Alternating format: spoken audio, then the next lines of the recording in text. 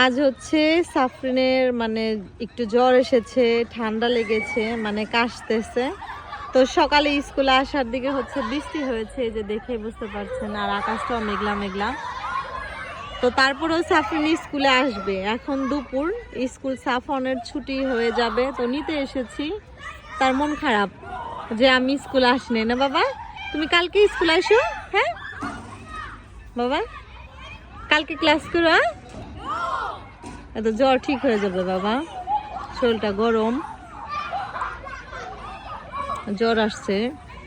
আর এই জ্বর আসাটার কারণ হইতেছে বেশি বেশি গোসল করা। বাথটাবে যা বেশি বেশি করে গোসল করে। আর দেখেন কানাডাতে মানে এই যে বৃষ্টি মেঘলা মেঘলা, তারপরে সুন্দর ক্লাস হচ্ছে, ছুটি দিবে না। বৃষ্টি স্নো যতই পড়ুক না কেন, ক্লাস হবে, ক্লাস করবেই।